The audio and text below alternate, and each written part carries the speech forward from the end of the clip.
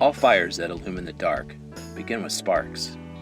To get the light we all need, sometimes it takes a different way of looking at things and figuring out other ways to create that nexus point of fire. In Hillsboro, Illinois, we're sparking each other by creating new ideas through relying on our community to pull ourselves up out of the darkness. Other small towns in America, just like ours, are struggling to find hope, to find a crack of light in the dark. They need to hear stories that will give them courage to make a new future. The Smithsonian Institution is one of the greatest storytellers in American history.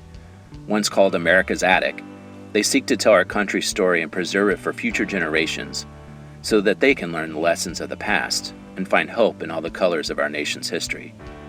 Smithsonian's Museum on Main Street program has created a new traveling exhibit called Spark, Places of Innovation, which seeks to tell the story of small towns that have recreated themselves in the face of extinction.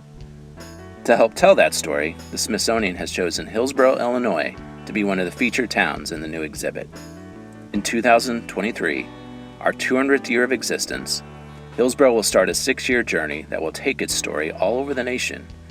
The Smithsonian will be holding events leading up to the exhibit, which will include a significant marketing campaign with a global reach. We've been given much, Hillsboro, and as the gospel tells us, much is required. It's time for us to give the world our story, the story we created through the spark of our community, and care for each other.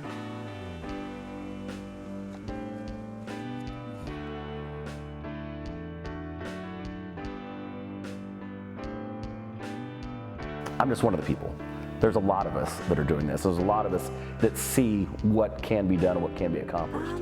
I really love that I get to meet all kinds of really interesting people because there's so many people that are active and doing things behind the scenes in the community, and I get to tell their stories, and I don't know, I just always find it very inspiring. Whereas Hillsboro, there's a lot more activity, a lot more community. Everyone here has a reason for why they want to live here. Everybody's always on board for helping out and getting involved and putting finances and hands towards what's needed. Live here, and a lot of it has to do with they like the slower pace of life. They love what we have to offer here. They don't like that they're always so busy, and I find all of that, just every single person here, inspiring in that aspect, that they'd make this a good place to live. It's a good place to raise a family. It's a good place to own a business, and it's hard to pin it down. The people that live in Hillsboro, the people that love Hillsboro, you know, we're special. We're willing to put our effort where, you know, where we want things to see changes, and I think that a big part of that is having a place where we can collaborate and where people can learn about, you know, the business, starting a business and the ideas that they have. And those that see the bigger picture, which we're growing in numbers.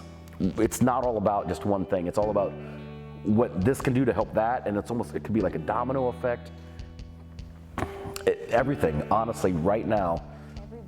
There's so many of us, and we're all doing things that are a little different, and everyone has something that ties into what I am doing and, you know, motivates me and inspires me and gives me, you know, hints and tips on what I should do. It's not just like what could be. That's how it was years ago. This is what could be. Now it's like, what is it going to be now?